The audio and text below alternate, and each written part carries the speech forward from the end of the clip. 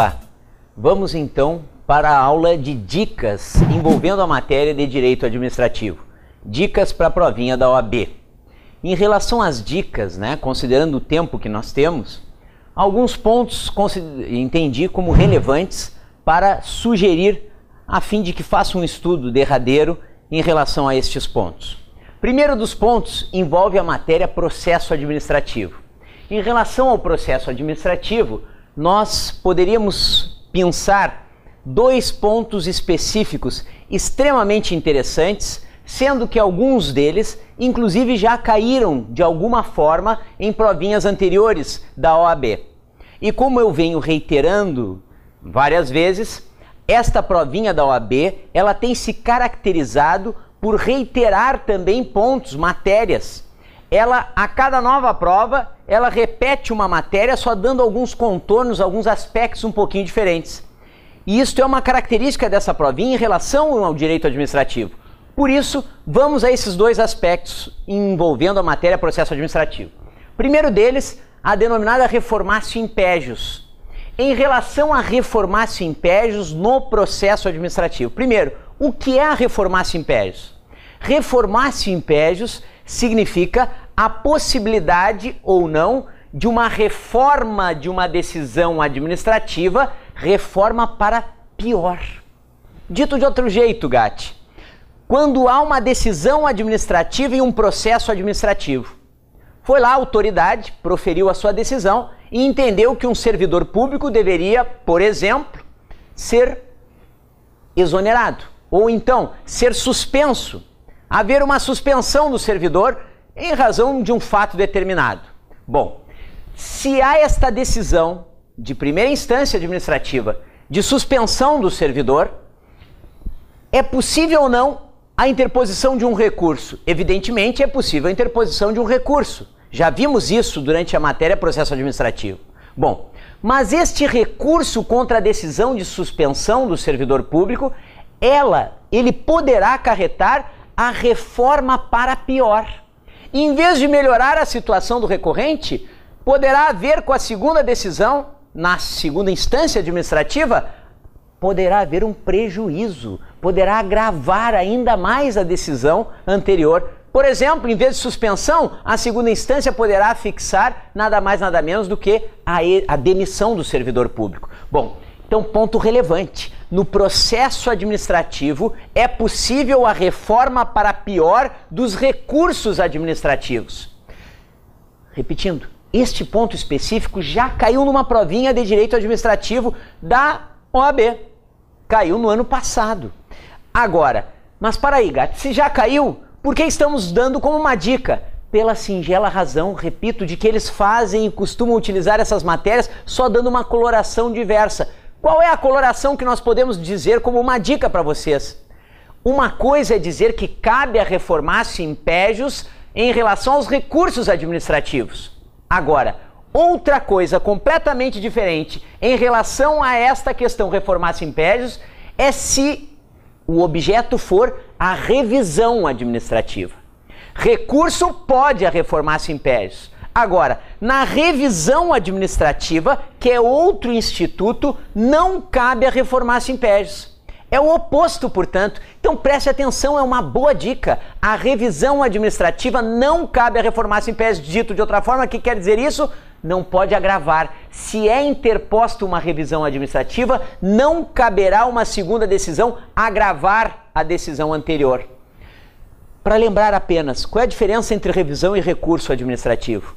O recurso administrativo é aquele interposto durante o processo administrativo, ou seja, enquanto ele está tramitando. Enquanto há tramitação de um processo, a impugnação se chama recurso. Bom, esse eu já disse, este cabe a reformatio impégios. Agora, a revisão é aquela que é utilizada quando já terminou o trâmite do processo administrativo.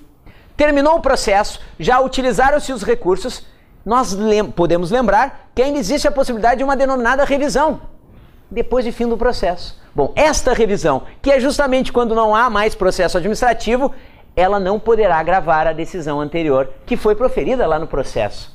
Ela só poderá melhorar a situação daquele que está utilizando a revisão. Ponto relevante, portanto, recurso, cabe reformácio, revisão, não cabe a reformácio impérios.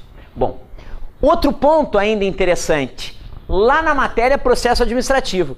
Lembrem que eu disse que esta matéria processo administrativo é uma das mais interessantes para as provinhas. Então, um outro aspecto extremamente importante, que é a questão do decaimento.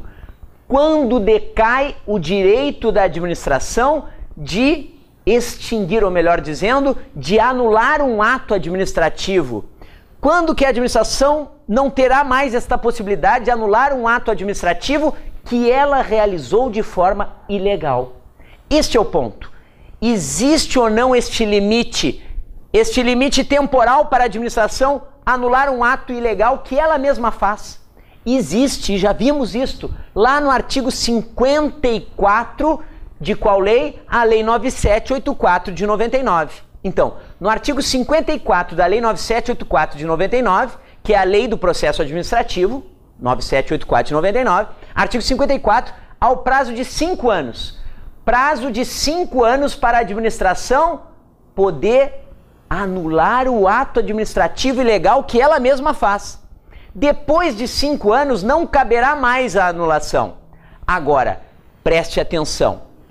Esta legislação federal, a 9784 de 99, que estabelece o prazo de 5 anos para a administração anular o seu ato ilegal, fim do qual, depois do qual não caberá mais anular, aplica-se ou não para estados e municípios? Esta é a questão. E este é o ponto. Caríssimos, preste atenção. Esta legislação ela é federal, portanto não há dúvida que se aplica para a União. Ela é sim uma legislação aplicável para a União.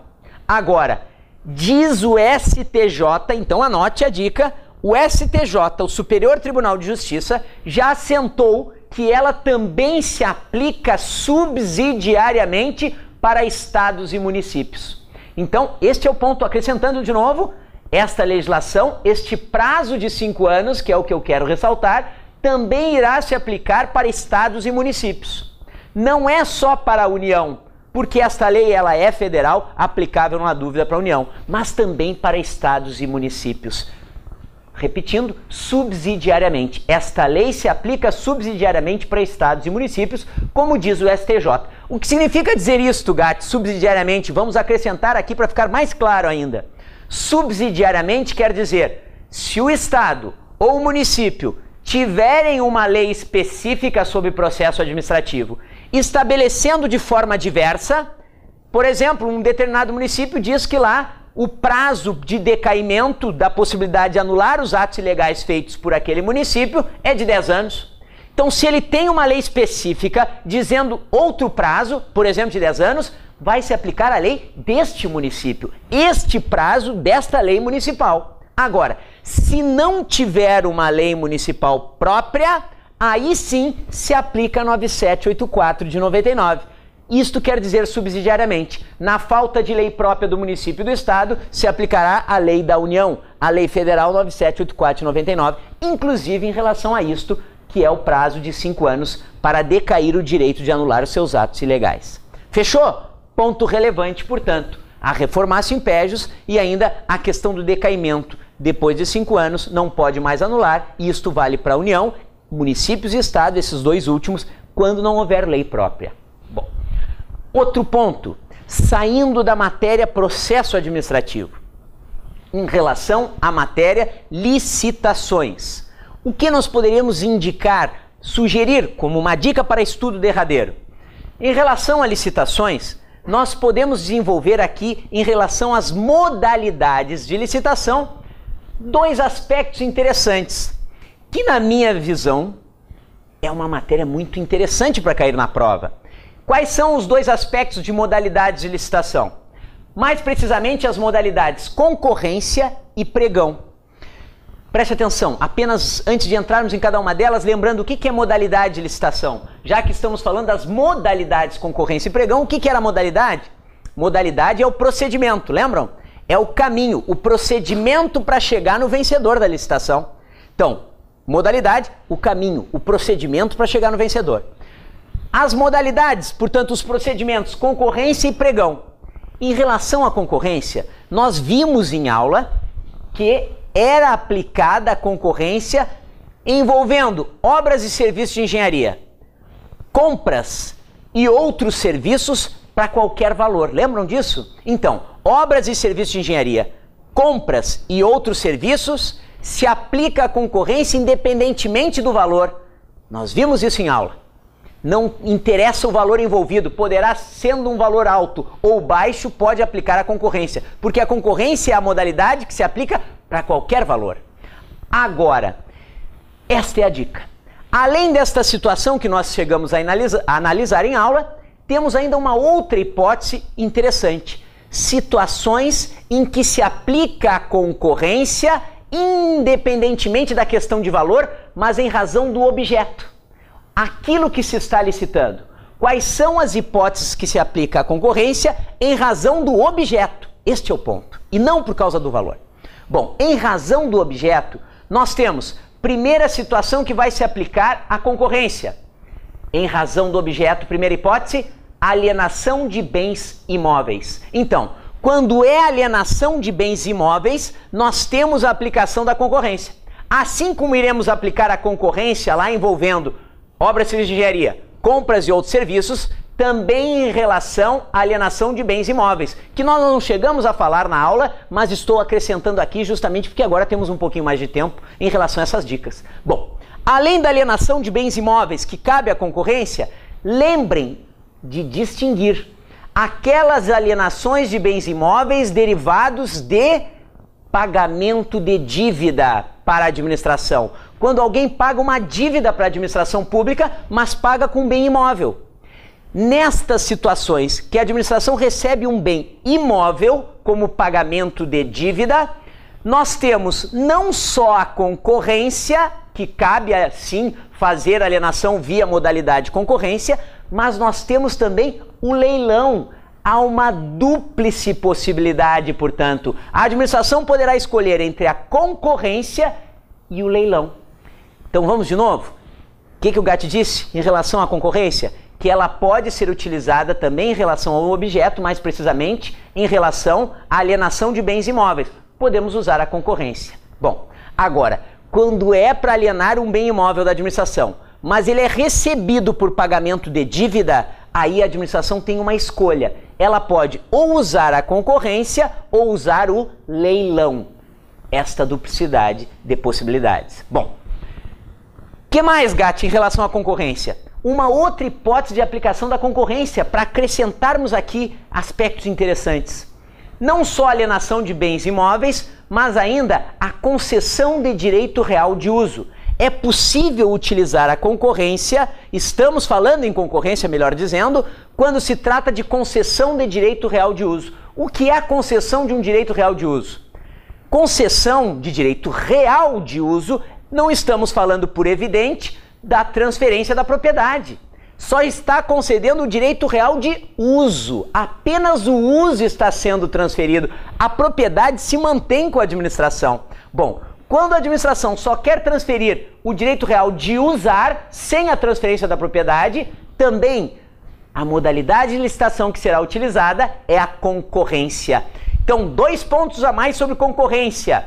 Alienação de bens imóveis, que pode se utilizar também o leilão quando for imóvel recebido em pagamento de dívida, e ainda a concessão de direito real de uso. Terceira hipótese ainda na concorrência. Para acrescentar ainda mais outra situação, se cair na prova nós não vamos ficar sem saber. A concorrência também é aplicada para a concessão de serviços públicos. Anote, se aplica a modalidade concorrência quando a administração pretende conceder um serviço público. Nada mais, nada menos do que aquelas situações em que a administração vai lá transferir a luz, por exemplo, o serviço público de luz elétrica, de energia elétrica, né? Vai transferir para uma concessionária. Ou vai transferir para uma, não só energia elétrica, mas ainda como água, vai transferir para uma outra concessionária, especificamente o serviço público de água. Bom, estas situações, e aqui é o ponto peculiar, quando se trata de concessão com base na Lei 8987 de 95, É só a concorrência que cabe. Não cabe sequer uma outra modalidade. Exclusivamente a concorrência. Mas, repito, isto quando for concessão de serviço público com base na Lei 8987 de 95. Porque se for a concessão de serviço público em relação a outras legislações, nós temos hipóteses de concessão de serviço público fora da 8987 de 95 que admite o leilão. Então, fora da 8987 de 95, existe sim uma hipótese de leilão para transferir serviço público. Que hipótese é esta, Gatti? Aquela especificamente envolvendo a privatização de bens públicos, né? Quando a administração vai privatizar, ela pode usar o leilão. Ela privatiza, ela vende um bem público e o serviço que está incluído. Aí cabe o leilão. Bom, agora, entretanto, quando é só a Lei 8987 de 95, é uma concessão por esta lei, aí não cabe leilão, é exclusiva a concessão. Ponto relevante. Que mais, Gatti? Agora, licitações em relação à modalidade pregão. Outra modalidade extremamente importante. Eu digo, inclusive, para mim, a mais importante das modalidades. Aquela que mais tem chance de cair numa prova atualmente, se a banca está conectada com aqueles elementos mais contemporâneos. E o pregão é a modalidade mais usada atualmente dentro da administração pública. Por quê? Já vimos em aula que o pregão ele é utilizado apenas quando envolve objeto, bens e serviços comuns. Já falamos isso em aula. Quando é que se usa o pregão? Quando for uma licitação para aquisição de bens e serviços comuns. E vimos, inclusive, em aula, que bens e serviços comuns significa aqueles bens e serviços usuais, padronizados no mercado. Então, aqueles que são comuns, usuais no mercado, padronizados. Mas mais precisamente ainda, caríssimos, podemos dizer, acrescente este aspecto, quando se tratar de pregão, que são bens e serviços comuns, é obrigatório na administração pública federal a utilização do pregão. Não há nenhuma faculdade, não é uma opção. Há o decreto federal, que estabelece, decreto 5450, que estabelece expressamente a obrigatoriedade do pregão na administração pública federal quando se trata de bens e serviços comuns. Então é obrigatório, não há nem a opção para a administração pública. Agora, o ponto mais importante da dica, é obrigatória a utilização do pregão quando é bem e serviço comum, não pode escolher uma concorrência, não pode escolher uma tomada de preços, nem um convite, tem que ser pregão. Agora façam uma vírgula, preferencialmente o pregão eletrônico. Porque lembram, nós temos duas espécies de pregão, o presencial e o eletrônico. Quando a administração, via decreto, disse que é obrigado a utilizar o pregão para bens e serviços comuns, ela acrescentou, tem que ser pregão, vírgula, preferencialmente o eletrônico. O que quer dizer preferencialmente, Gatti? Quer dizer que só não vai ser o eletrônico se houver uma justificativa expressa mostrando que o presencial é mais adequado. Este é o ponto. Então, tem que ser o eletrônico. Quando diz preferencialmente o eletrônico, quer dizer que tem que ser o eletrônico, salvo se houver uma justificativa que demonstre que o presencial é o mais adequado. Então vejam, falamos em pregão, ponto relevantíssimo. Falamos em pregão, estamos falando, portanto, na utilização obrigatória para a administração federal, preferencialmente o eletrônico. Bom, o que mais poderíamos acrescentar aqui ainda? Poderíamos acrescentar mais um aspecto em relação ao pregão. Mais precisamente envolvendo o procedimento. Qual é o procedimento aplicável ao pregão? E essa é a dica do Gatti. Nós temos dois procedimentos. Um procedimento para o pregão presencial e um procedimento para o pregão eletrônico. Em alguns aspectos eles se diferenciam, portanto. E é nisto que o Gatti quer dar a dica. A diferença do procedimento aplicável para o presencial em relação ao procedimento aplicável para o pregão eletrônico.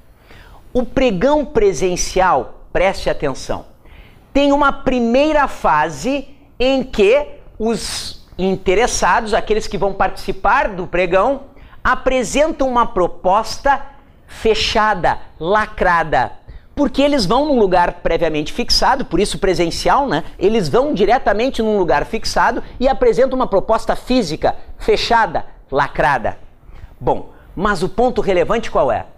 Esta proposta fechada lá no pregão presencial, ela serve para fazer uma limpeza em relação aos participantes. Por que uma limpeza em relação aos participantes, Gatti? Porque só vai participar da fase seguinte, só vai ser inserido na fase seguinte o menor valor entre as propostas oferecidas, o menor valor, e aquelas que estejam até 10% acima do menor.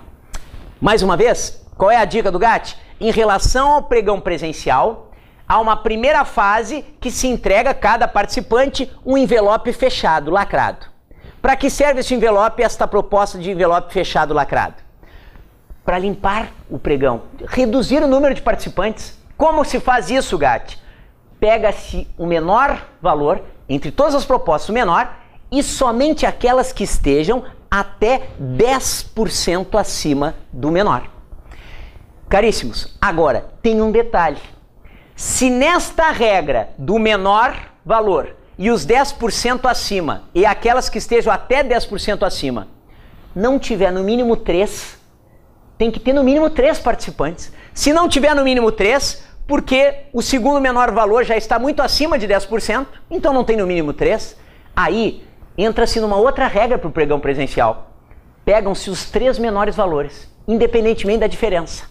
Então nós temos duas hipóteses aqui para o próprio pregão presencial. A primeira, o menor valor e os 10% acima. Numa segunda hipótese, ainda no pregão presencial, os 3 menores valores. Quando é que se usa essa última? Quando na primeira regra não tem pelo menos 3 participantes. Tem que ter 3. Se não tem 3, entra-se para a segunda regra, que pega-se os 3 menores valores. Bom, isto em relação ao pregão presencial. Agora, em relação ao pregão eletrônico, nós mudamos a situação. Em relação ao pregão eletrônico, também há uma primeira proposta enviada via internet, porque ele é eletrônico, há uma proposta enviada sim para o site da administração. Agora, não há esta limpeza em relação ao menor valor e os 10% acima. No pregão eletrônico, somente se analisa se as propostas enviadas estão de acordo com o edital, estão de acordo com os requisitos do edital. Agora, se estiverem de acordo com os requisitos do edital, todas as propostas entram para a fase seguinte dos lances. Não há limpeza do pregão presencial, que é só o menor e os 10% acima. No eletrônico, todos entram para a fase dos lances, independentemente da diferença dos valores entre eles. Ponto relevante, portanto, último ponto envolvendo o pregão. E no presencial há uma diferença relevante no procedimento, enquanto que no eletrônico todos entram direto para a fase dos lances. Outra dica do Gatti em relação aos contratos administrativos. Dica extremamente interessante, preste atenção. Nos contratos administrativos, nós vimos que o principal ponto era as denominadas cláusulas exorbitantes. O que são as cláusulas exorbitantes? Já vimos em aula. Cláusulas exorbitantes são aquelas que dão uma condição de superioridade para a administração pública. Então, as cláusulas exorbitantes dão uma condição de superioridade para a administração em relação ao particular. É o que nós vimos, elas não são fixadas com base na noção de isonomia, porque elas dão uma superioridade para a administração. Não há isonomia. Agora, qual é o pega-ratão que o Gatti vai ressaltar aqui, extremamente interessante para uma prova? É justamente o aspecto que costumeiramente se diz que as cláusulas exorbitantes, muitas vezes nós vemos em manuais escrito assim, elas se aplicam somente para os contratos administrativos e não se aplicariam para os contratos de direito privado.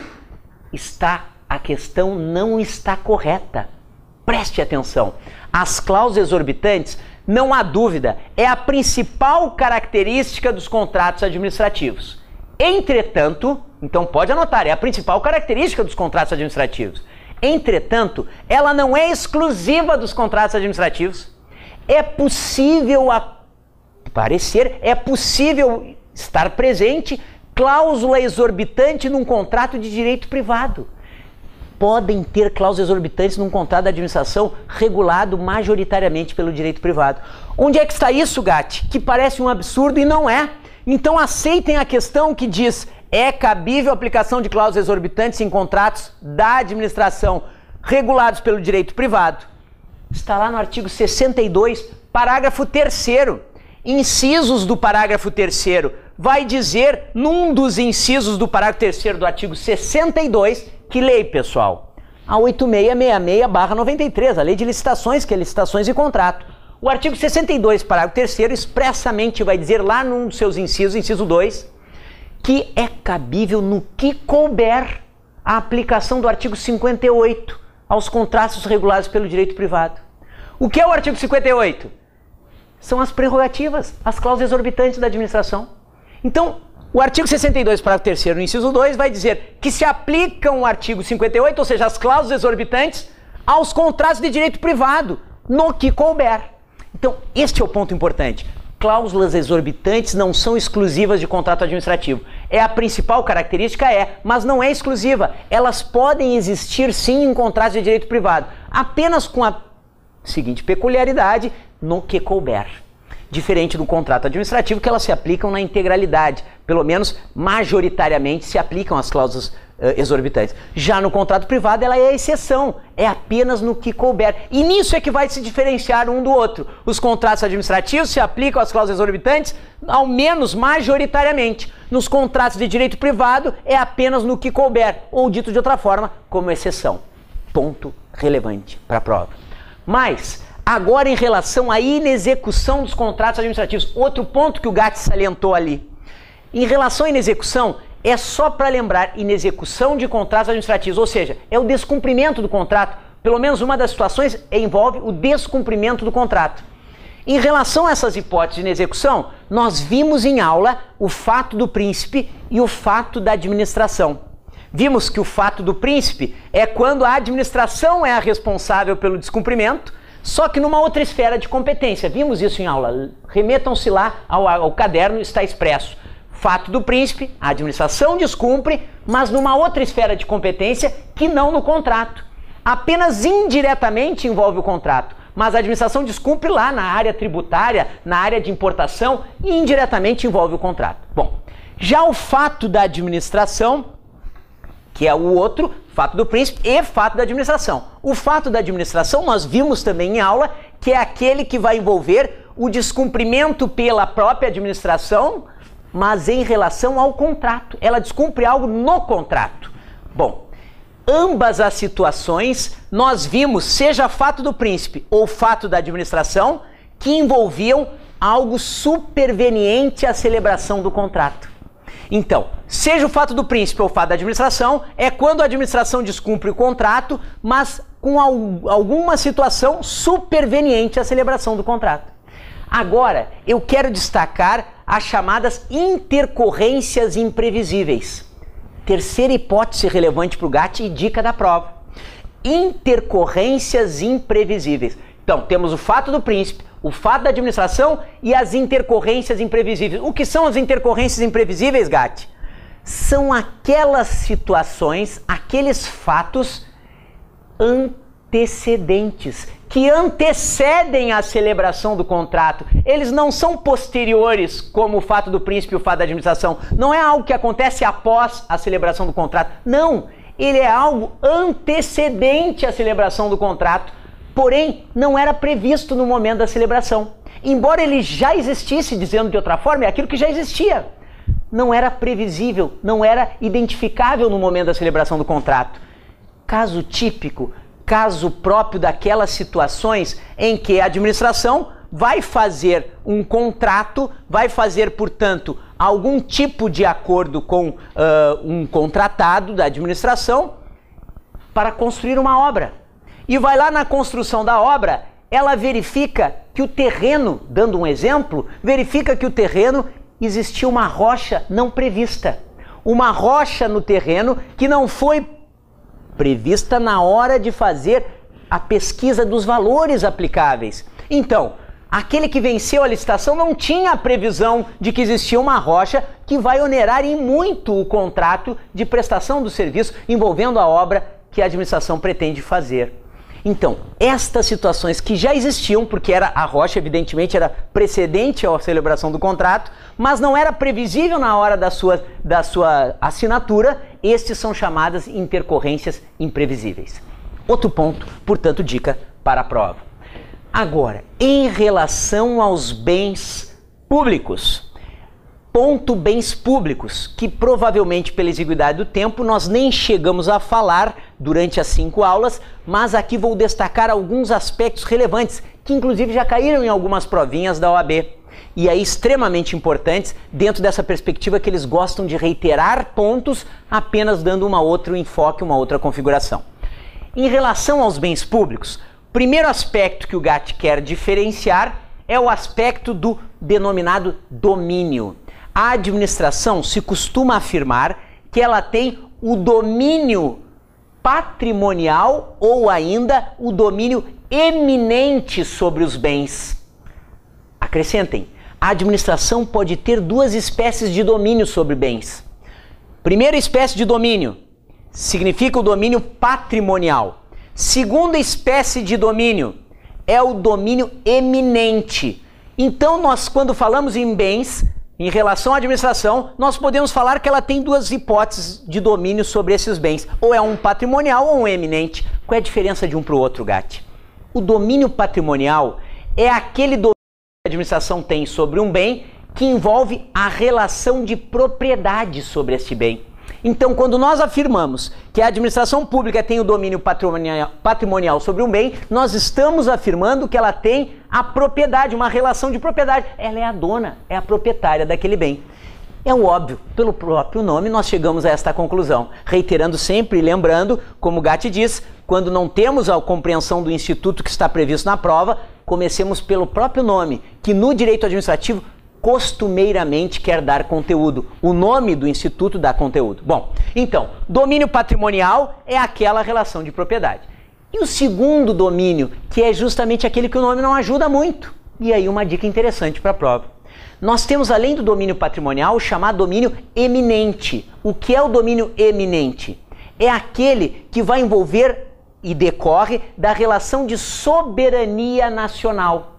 Vou repetir. O domínio eminente deriva da soberania nacional. Como assim soberania nacional, Gatti? A relação da administração pública sobre os bens existentes no território nacional. A soberania nacional sobre os bens do território todo do Brasil. Não só os bens dela, da sua propriedade, que é o tal do domínio patrimonial. Não, aqui é o bem envolvendo a relação dela com todos os bens do território nacional. A administração, e é isso que eu quero ressaltar, tem o domínio eminente sobre todos os bens do território nacional. E isso deriva da soberania nacional. Bom, anotar as 2 frases. Ela tem o domínio eminente sobre todos os bens do território nacional e o segundo, isso deriva da soberania nacional da administração em relação aos bens do seu território. Soberania nacional e existe sobre todos. Bom, mas qual é o aspecto importante? É o tal do domínio eminente que autoriza a administração pública a fazer a intervenção na propriedade alheia. É por isso, é por causa do domínio eminente que a administração pode intervir na propriedade alheia, na propriedade de terceiros que estejam dentro do seu território, porque ela tem o domínio eminente. Exemplo, ela pode desapropriar um bem. Ela não pode, a administração, desapropriar um bem de um particular? Pode. O que justifica a possibilidade de desapropriar um bem de um particular? Porque a administração pública tem o domínio eminente sobre aquele bem, ou seja, ela tem esta relação de soberania nacional. Aquilo que está dentro do seu território, ela pode sim fazer uma intervenção, como por exemplo, a desapropriação. Fechou? Aqui ponto relevante, a diferença do domínio patrimonial, que é a mera relação de propriedade, e isso a administração só tem com seus próprios bens, aqueles que lhe pertencem, e o domínio eminente, que é sobre todos os bens do território nacional, e é o que autoriza a intervenção sobre bens. Bom, outro aspecto extremamente importante, já chegando quase naquele que caiu numa provinha, mas ainda, as espécies de bens públicos. Quais são as espécies de bens públicos existentes? Primeira espécie de bem público, e aqui apenas ressaltando um aspecto, sobre as espécies de bem público, as classificações, né, também denominadas as classificações dos bens públicos, nós temos inúmeras classificações. E digo até um ponto, né, que é corriqueiro na doutrina, assim como atos administrativos, bens públicos, dependendo do autor é uma classificação. Bom, Gatti, mas então por que tu vais dar uma dica sobre isso, que é uma matéria controvertida? Porque nas provas de concurso, e a OAB, eu sempre lembro, é como se fosse hoje um concurso, neste tipo de prova, os bens públicos, a classificação utilizada reiteradamente é a do Eli Lopes Meirelles. Então, apesar de não ser consensual, nestas provas se usa a classificação do Eli. Qual é a classificação do Eli em relação às espécies de bens públicos?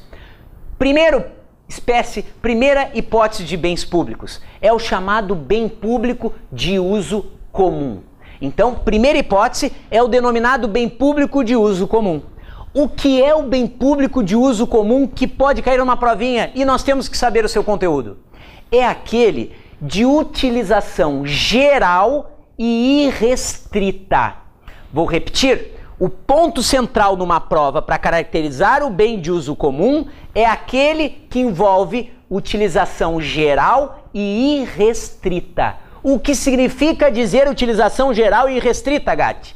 Geral quer dizer que pode ser utilizado por todos, mas irrestrita, sem condições, sem condicionamentos, sem fixar condições. Então, todos podem utilizá-lo sem a fixação de condições para isso. Utilização geral e irrestrita. Por isso o nome, bem de uso comum, utilizado por todos de forma incondicional, irrestrita. Agora, acrescentem um aspecto que não é tão reiterado nos manuais, mas é importantíssimo para uma prova como esta, porque cai seguidamente. Qual é o aspecto, Gatti? Não precisa consentimento da administração para a sua utilização comum, ordinária, corriqueira. Esse é um outro ponto. Bom, se ele é de utilização geral e incondicional e restrita, significa dizer, acrescente o terceiro ponto, não precisa de autorização da administração para ser utilizado. Terceiro ponto, mais uma vez, não precisa de autorização da administração para ser utilizado. Agora, o pega-ratão, que aqui o Gatti quer salientar. Não precisa de autorização o bem de uso comum, porém, acrescentem e pontuem. Não precisa de autorização quando se trata de utilização normal, ordinária, comum. Agora, se um bem de uso comum, que é aquele utilizado de forma geral e irrestrita, quer ser utilizado, mas para uma finalidade incomum, anormal, aí precisa de autorização da administração. Ele só não precisará de autorização, e é a regra, quando se trata de uma utilização normal, convencional, para aquela finalidade do próprio bem. Exemplo, as ruas. A utilização das ruas pelo cidadão para passear, para brincar, para comer pipoca, para fazer seja lá o que for, não há, é uma utilização comum, convencional, não há nenhum tipo de autorização para a administração. Agora, se eu quiser, num bem de uso comum, como a rua ou uma praça, por exemplo, se eu quiser fazer uma quermesse, se eu quiser fazer uma feira, aí eu estarei usando de forma anormal, não para aquela utilização convencional ordinária.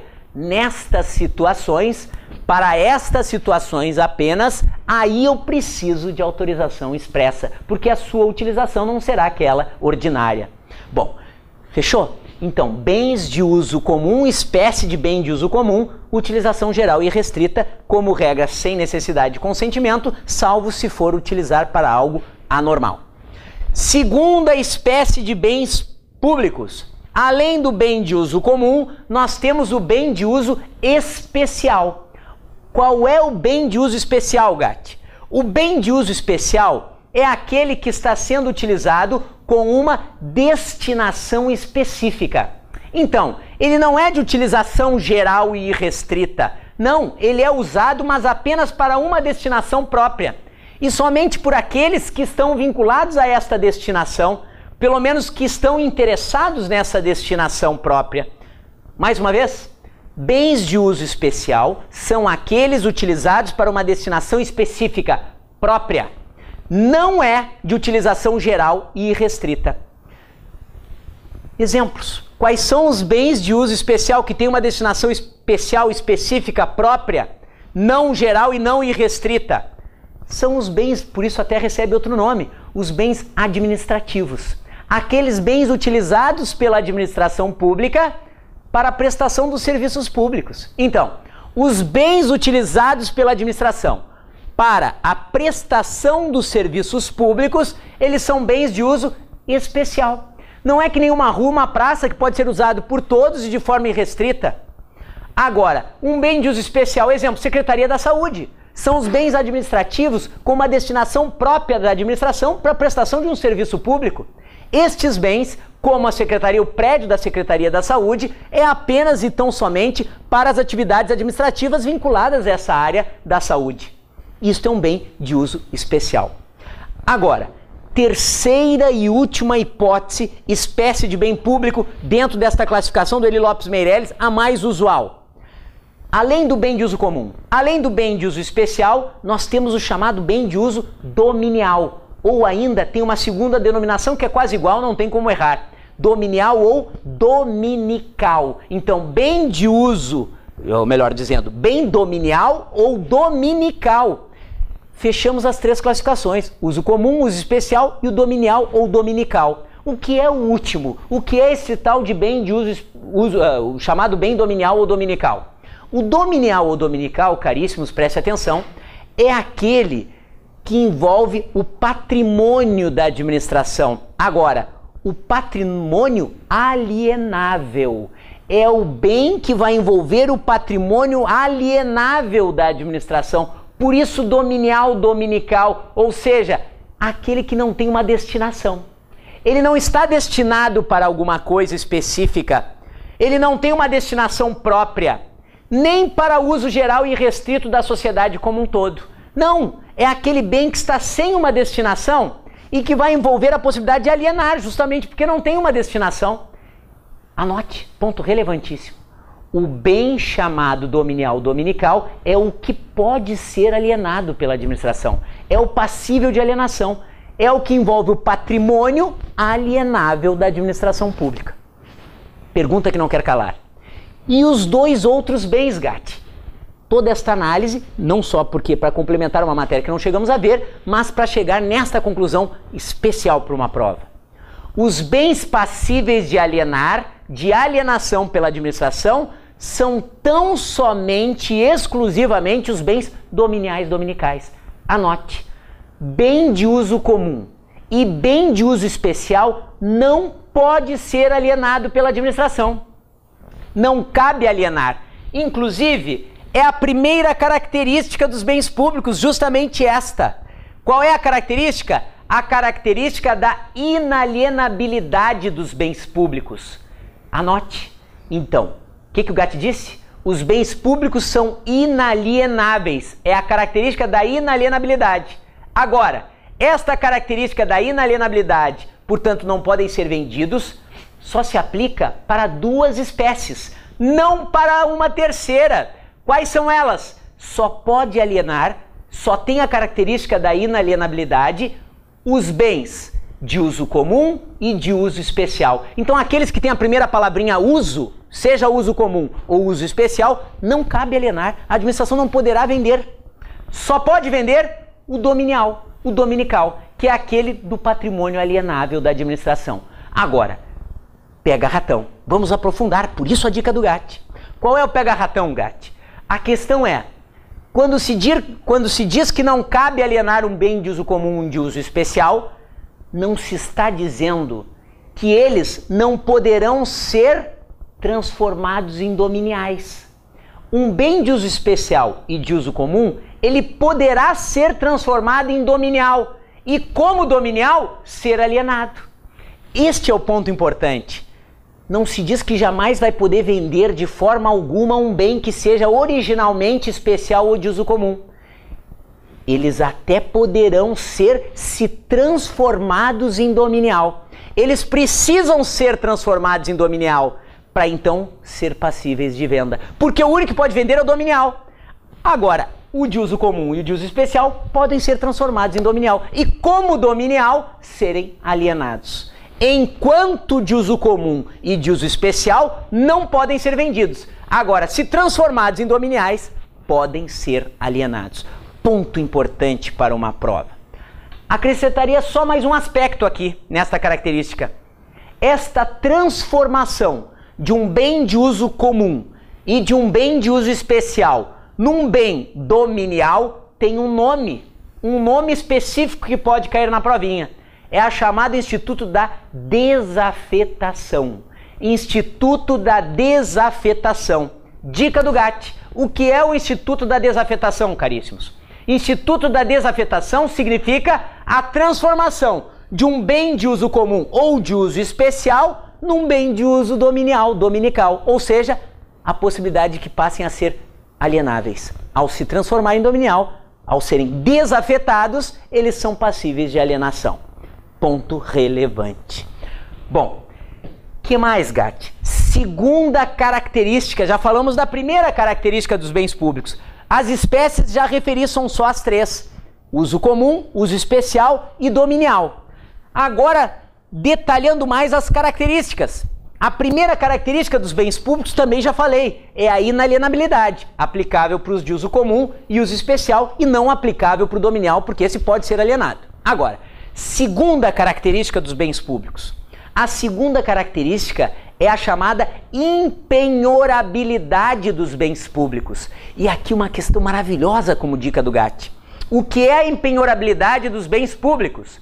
Significa a visão óbvia, o nome de estudo, a impossibilidade de penhora, de penhorar judicialmente, porque penhora já é uma redundância judicial, né? A penhora é só judicial, mas é a possibilidade de pegar como garantia judicial um bem público para pagamento de uma dívida. Não pode pegar um bem da administração para garantir uma dívida de uma ação ajuizada contra a administração. É a impenhorabilidade dos bens públicos. Entretanto, preste atenção, esta impenhorabilidade ela só vai se aplicar, o nome já diz, para os bens públicos. Quais são os bens públicos? Quais entes que nós podemos dizer que têm bens públicos e por isso são impenhoráveis? Só tem bens públicos, isto já é um entendimento da própria provinha da OAB, porque a questão nem é pacífica, ela é controvertida, mas a própria OAB já se manifestou sobre isso numa prova e disse expressamente: só são bens públicos e, portanto, impenhoráveis aqueles da administração direta, autárquica e fundacional. Vou repetir. Quais que são impenhoráveis? Os bens públicos da administração direta, autárquica e fundacional. Esses não podem ser penhorados. A administração não poderá chegar lá e dar em garantia, ou alguém pegar em garantia um bem em razão de uma dívida contra a administração. Agora, ponto da prova de sugestão. Entretanto, quando se trata de bens de sociedade de economia mista e de empresas públicas, aí muda, caríssimos. Aí não há característica de penhorabilidade em princípio. Quando é um bem de sociedade de economia mista e empresa pública, a característica é da penhorabilidade. Poderá, em princípio, ser penhorado o bem de uma sociedade de economia mista e de uma empresa pública. Por quê? Porque se entende que eles não são bens públicos. Lá, com base no artigo 98 do Código Civil, se entende que eles não são bens públicos, artigo 98 do Código Civil. Então, para a sociedade de economia mista e empresa pública, pode penhorar. Agora, preste atenção. O que o GAT está reiteradamente dizendo? Em princípio. Por que em princípio?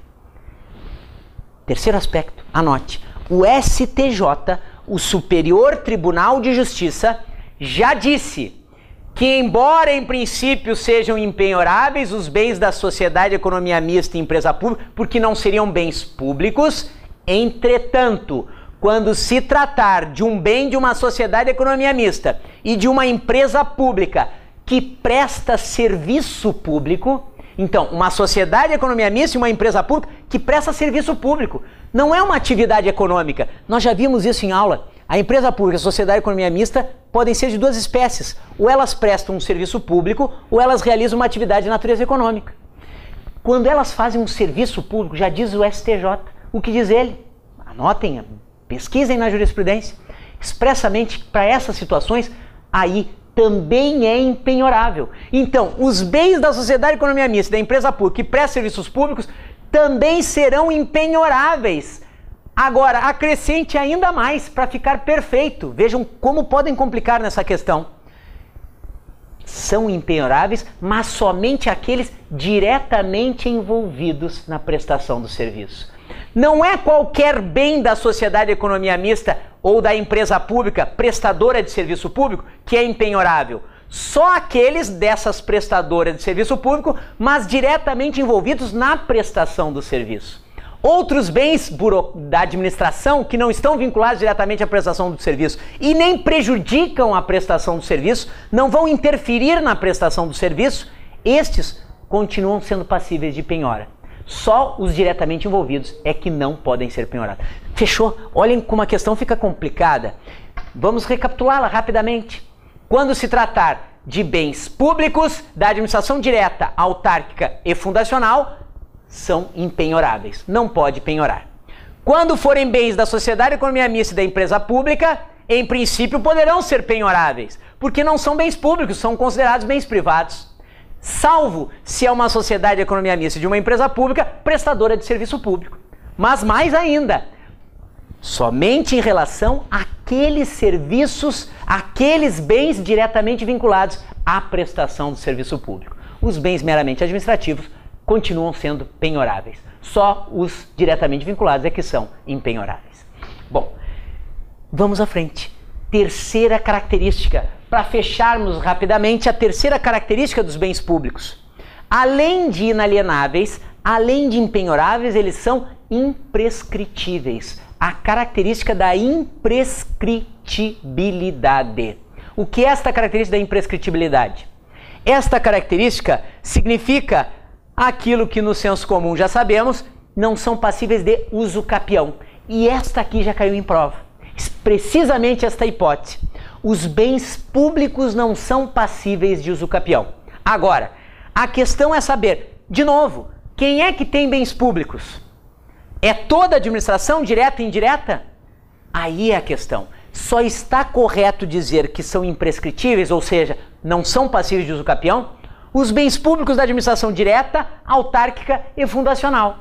Já os bens da sociedade de economia mista e os bens da empresa pública são passíveis de uso capião justamente porque não são caracterizados como bens públicos. Repito, isto aqui não é consensual, é uma posição majoritária. Há quem diga que são bens públicos.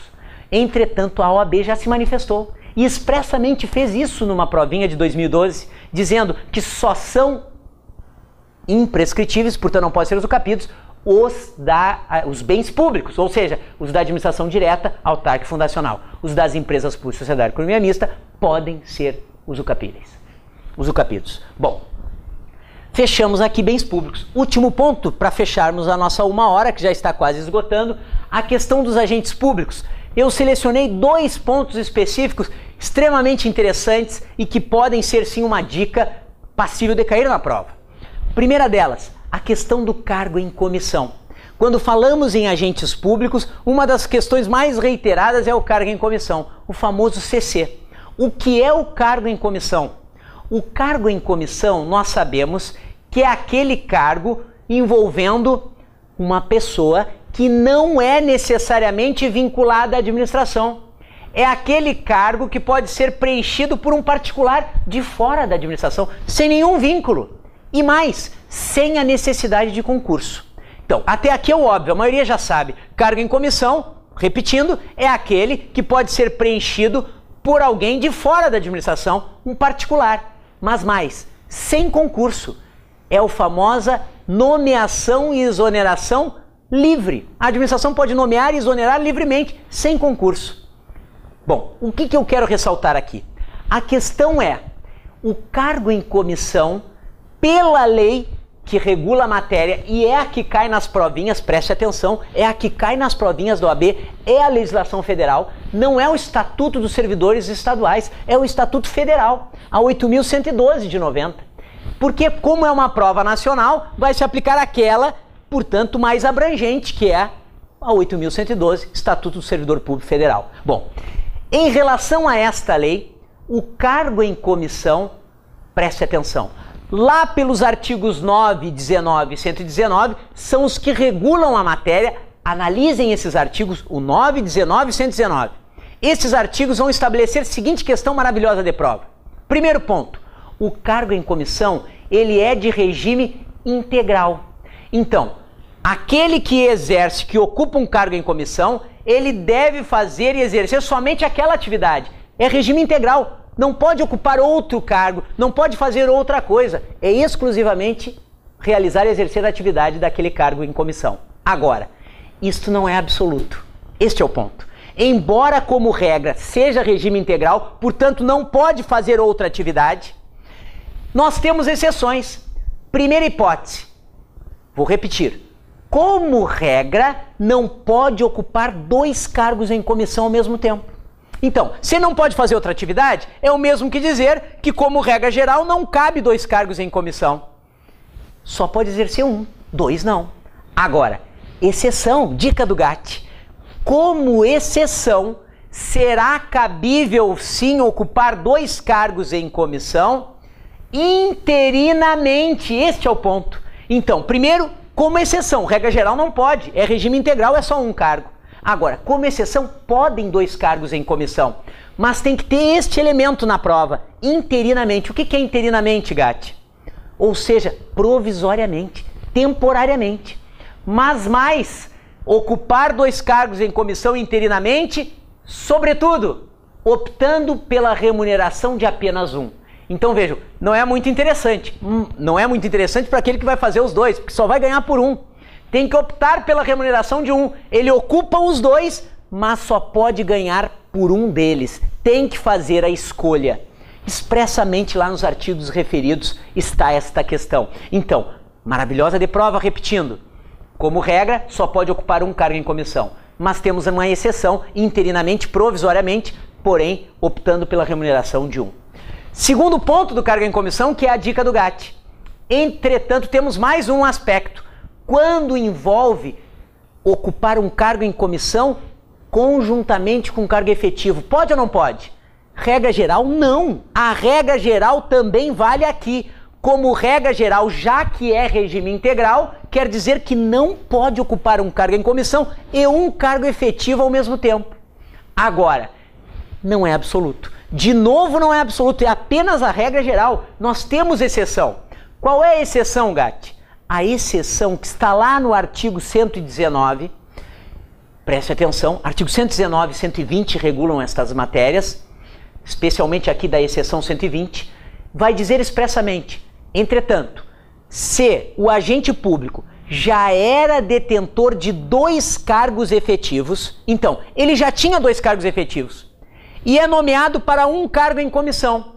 Então, como ele já tinha dois cargos efetivos, se ele é nomeado para um em comissão, ele poderá exercer um dos efetivos mais o em comissão, porque ele já tinha dois cargos. Esta é a exceção. Como regra, não pode. É só o cargo em comissão, não pode acumular com o efetivo. Entretanto, se ele já tinha dois cargos em comissão, ele poderá tirar apenas um deles e ficar o cargo efetivo mais um em comissão.